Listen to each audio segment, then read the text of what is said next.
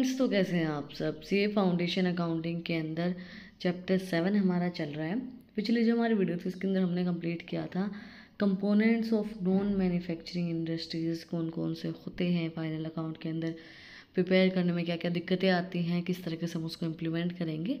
तो अगर आपने वो वीडियो नहीं देखी है तो जो उसका लिंक है वो डिस्क्रिप्शन में है, आप लोग जाके चेक कर सकते हैं। आज हम कवर करेंगे ट्रेडिंग अकाउंट। नॉन मैन्युफैक्चरिंग जो हमारी एंटिटीज़ होती हैं उसके अंदर ट्रेडिंग अकाउंट को किस तरीके से प्रिपेयर किया जाता है, क्या क्या एंट्रीज होती हैं, किस तरीके से होती हैं, वो सब चीज़ें हम आज के वीडियो के अंदर कवर करेंगे। Trading account eight the end of the year has been seen above, it is necessary to ascertain the net profit or the net loss. For the purpose, it is the first necessary to know the gross profit or the gross loss.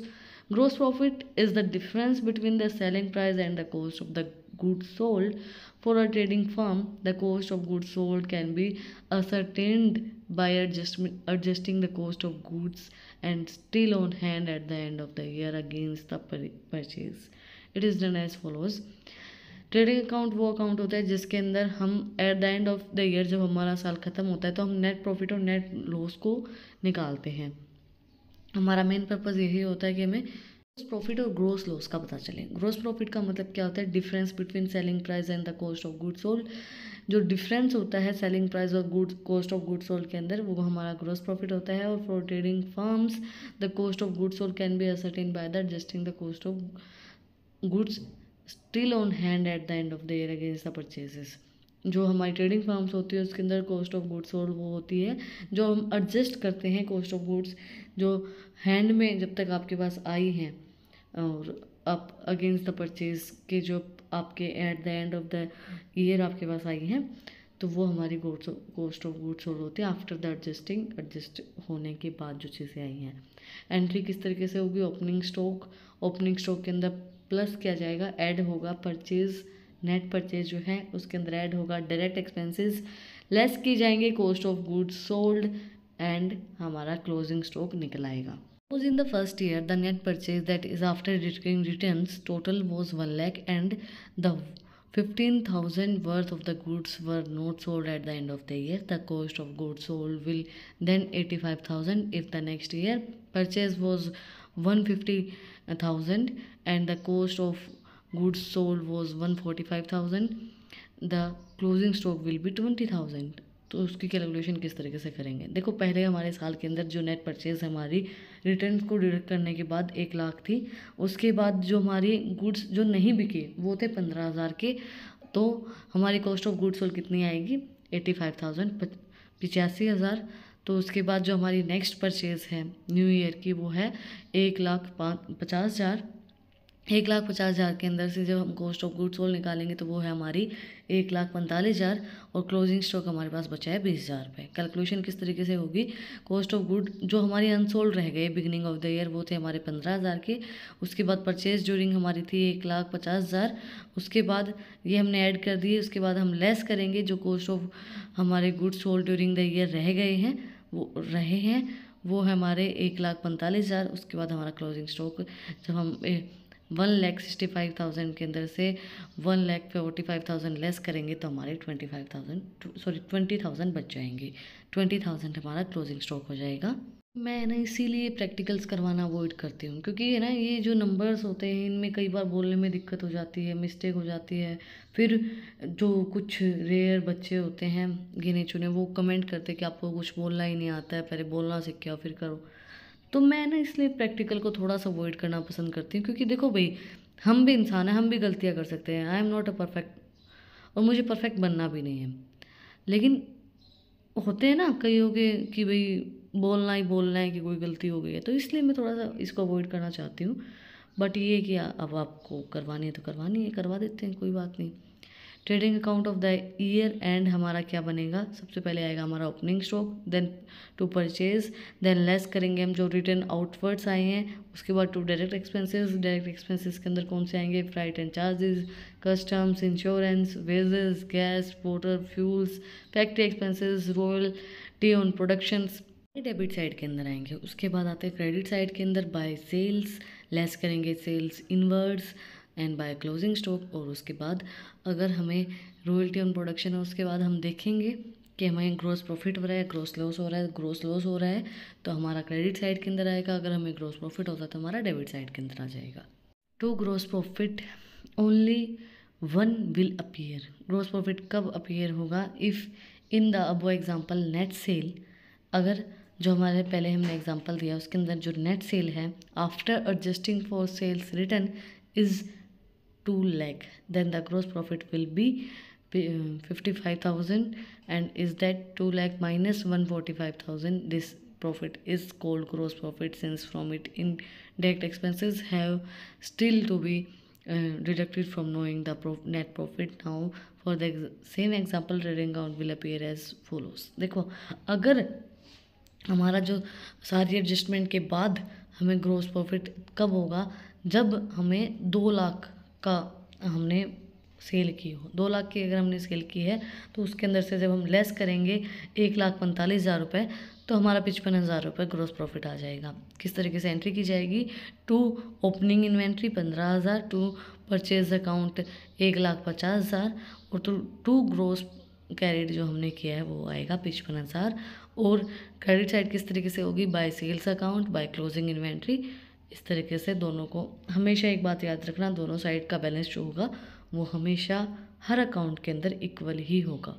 To remember, the opening inventory and purchase are written on the debit side and the sale and closing inventories are entered on the credit side। जो मैंने आपको बता दिया पहले ही कि जो हमारी purchase होंगी, जो भी हमारी परचेज हैं और ओपनिंग इन्वेंट्रीज हैं वो हमारी सारी की सारी डेबिट साइड के अंदर आएंगी। जो भी हमारी सेल हैं, क्लोजिंग इन्वेंट्रीज हैं वो हमारी सारी क्रेडिट साइड के अंदर आएंगी। If there are any direct expenses then they should also be written on the debit side on the trading account. अगर कोई भी डायरेक्ट एक्सपेंसेस हैं वो हमारे सारे की साइड आएंगे, डेबिट साइड आएंगे ट्रेडिंग अकाउंट के अंदर। The balance of credit side is more, the difference is written on the debit side as a gross profit.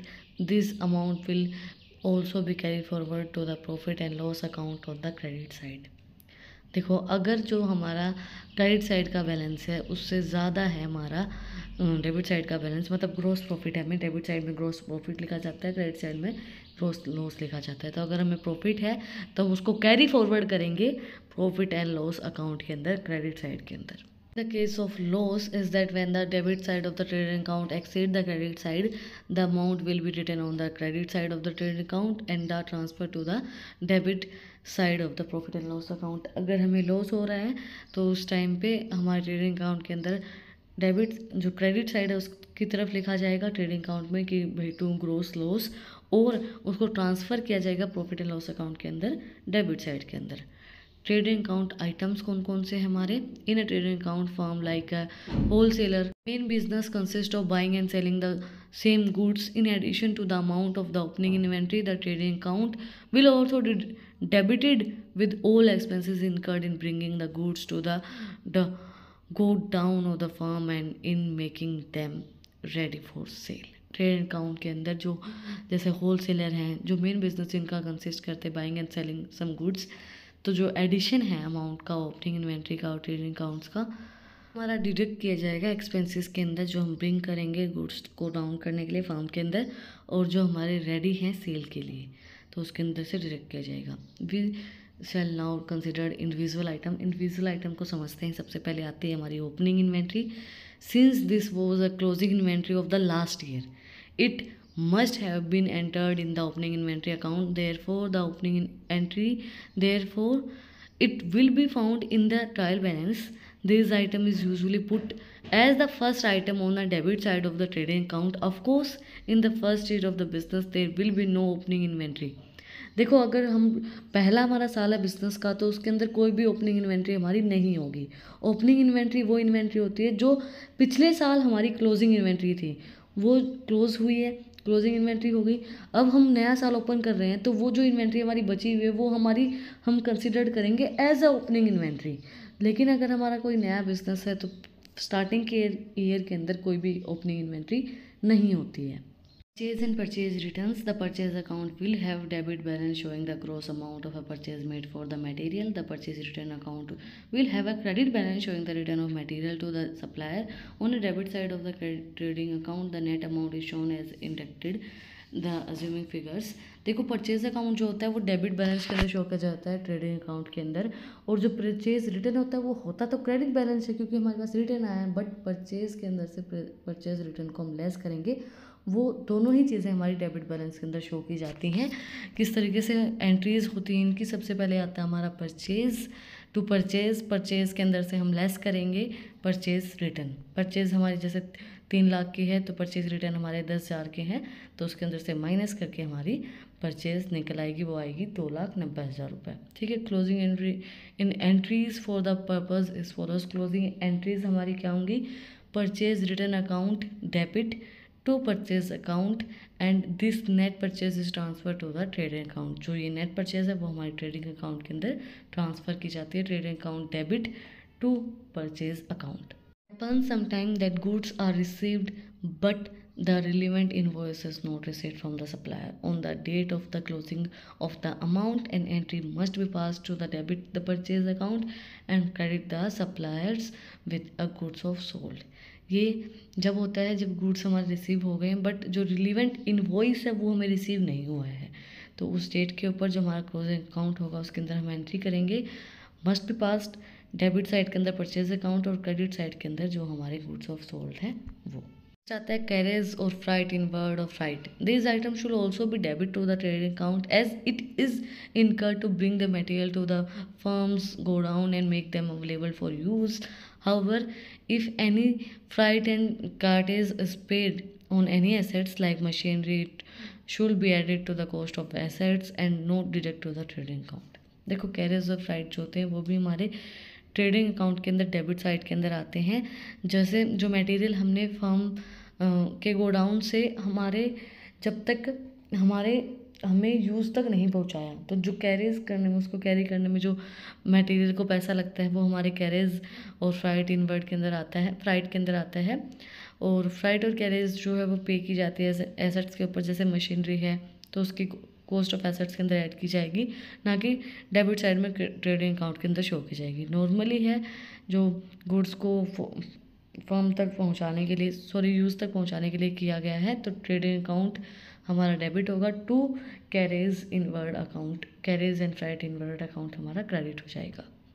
Wages paid to the worker in the godown store should be debited to the trading account. If any amount is outstanding, it must be brought into a book so that full wages for the period considered as a charge to the trading account. However, if wages are paid for an installation of a fixed assets, it should be added to the cost of the assets। देखो wages जो होते हैं जो workers को पे की जाती हैं गोडाउन और स्टोर्स को मेंटेन करने के लिए, तो वो हमारे डेबिट होती हैं ट्रेडिंग अकाउंट के अंदर। और अगर कोई आउटस्टैंडिंग बचती है, मतलब कि कोई हमने वेजेस पे नहीं की, ये होता है ना भाई अगले महीने पे कर देंगे, उससे अगले महीने पे कर देंगे, तो उसको हम it must be brought in the book of full wages. अगर फुल वेजेस है तो हम कंसीडर करें ट्रेडिंग अकाउंट के अंदर। अगर फुल वेजेस पे नहीं की गई है, इंस्टॉलमेंट में वेजेस पे की जा रही है, तो उसको हम करेंगे कॉस्ट ऑफ एसेट्स के अंदर। नॉर्मली है तो ट्रेडिंग अकाउंट को हम डेबिट करेंगे और टू आ जाएगा हमारा वेजेस अकाउंट। नेक्स्ट आता है sales and sales return. The sales account will have credit balance indicating the total sale made during the year. The sales return account will have a debit balance showing the total amount of good returned by customers. The net of the two accounts is entered in the credit side of the trading account। देखो sales और sales return दोनों ही maintain हमारे credit side के अंदर include के जाते हैं। Sales के अंदर से जब हम माइनस करते हैं सेल्स रिटर्न तो हमारी टोटल सेल निकल के आती है। सेल्स अकाउंट किस तरीके से एंट्री होगी, सेल्स अकाउंट को डेबिट करेंगे टू सेल्स रिटर्न और to trading account. Closing inventory and its valuation. Usually there is no account to show the value of goods lying in the godown at the end of the year. However, to correctly ascertain the gross profit, the closing inventory must be properly taken and valued। देखो usually तो कोई भी account ऐसा नहीं होता है जो godown के अंदर eight the end of the year क्या चीज़ें बची हैं उसको शो कर पाए, बट करेक्टली असरटेन करने के लिए हम ग्रॉस प्रॉफिट को देखते हैं कि भाई ग्रॉस प्रॉफिट हमारा कितना है। एंट्रीज किस तरीके से की जाती हैं। The entries is closing inventory account debit to trading account, और alternative closing inventory can be adjusted with the purchase. जो अल्टरनेटिव हमारी क्लोजिंग इन्वेंट्री बन जाती है वो हमारे परचेज के अंदर एडजस्ट की जाती हैं। उसके अंदर क्या एंट्री होती है, closing inventory account debit to purchase account.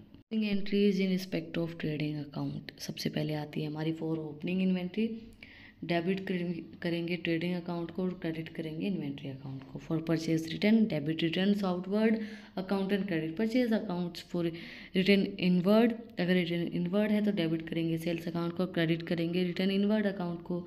In the trading account information is usually given both in respect of gross loss, gross sales and purchase and the respective returns. Trading account के अंदर सारी information वो होती है भाई हमें कितना gross loss हुआ है, परचेज हुए, जितने भी रिटर्न्स आए वो सारी इन्फॉर्मेशन हमारी ट्रेडिंग अकाउंट के अंदर शो की जाती है। Purchase account, debit credit account and credit purchase account and the amount will be net amount after returns. Debit करेंगे ट्रेडिंग अकाउंट को, क्रेडिट करेंगे परचेज अकाउंट को, जो नेट अमाउंट आ जाएगी हमारी आफ्टर रिटर्न्स। जैसे कि हमने बोला ना, परचेज के अंदर से परचेज रिटर्न माइनस करेंगे तो हमारा नेट रिटर्न निकल आएगा।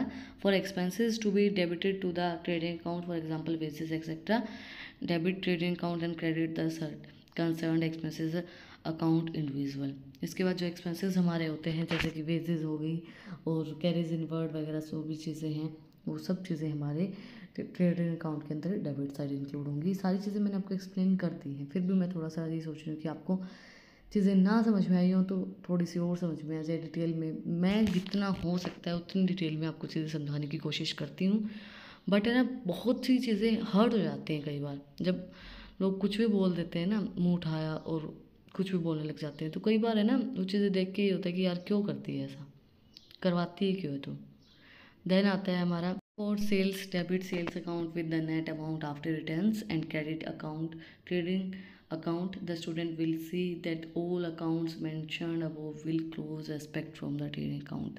सारे जो अकाउंट सब क्लोज होने चाहिए आपको देखने हैं। और सेल्स के अंदर क्या होता है, डेबिट करेंगे हम सेल्स अकाउंट को, क्रेडिट करेंगे ट्रेडिंग अकाउंट को, और सेल्स रिटर्न होगी तो उस तरीके से होता है ना, सेल्स अकाउंट के अंदर से माइनस करेंगे टू सेल्स रिटर्न तो हमारी टोटल सेल्स जो है वो निकल आएगी। Closing inventories, debit inventory account and credit trading account. Closing inventory के अंदर डेबिट करेंगे हम इन्वेंट्री अकाउंट को, क्रेडिट करेंगे ट्रेडिंग अकाउंट को, और जो इन्वेंट्री अकाउंट है वो कैरी जो हमारा बच जाएगा, क्लोजिंग इन्वेंट्रीज जो है वो हम कैरी फॉरवर्ड करेंगे नेक्स्ट ईयर तक। किस तरीके से एंट्रीज होती हैं, ट्रेडिंग अकाउंट को डेबिट करेंगे to opening inventory account, to purchase account, to wages, to freight on purchase amount etcetera. उसके बाद आता है sales account, closing inventory account to trading account. इस तरीके से एंट्रीज की जाती हैं।